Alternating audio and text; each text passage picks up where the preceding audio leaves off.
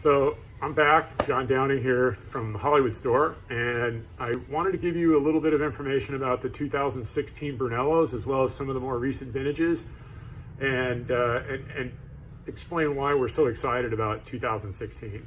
First of all, we've had a string of vintages since 2010 that haven't drawn as much attention, but they've been very good on the whole. So we started out with 2010s. As many of you know, they're phenomenal vintage. The aromatics alone were stratospheric on release, and they're just a terrific bevy of wines, I guess, for lack of a better term.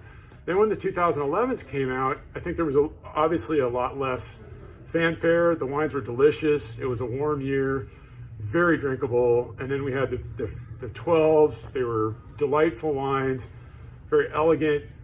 Also a warm vintage like 11, but maybe a little bit brighter, a little bit more elegant. 13s, there were some highlights. 14 obviously was a difficult year.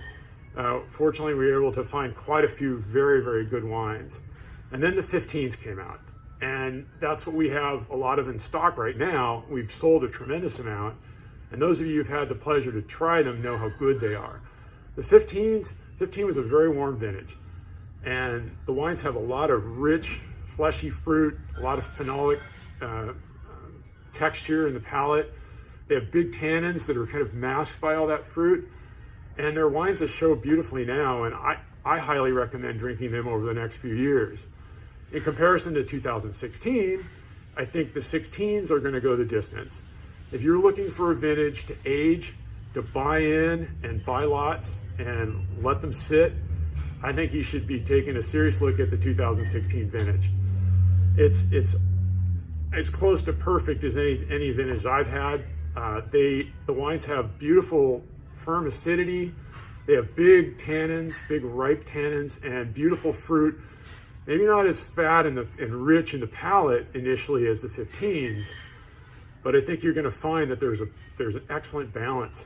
And once those wines are aged, I think they're going to show beautifully. So 2016 for us is really one of those vintages that, you know, every year people say, well, what's the vintage of the century? Well, I'm not going to claim that 2016 is the vintage of the century, but I would like to highly recommend it.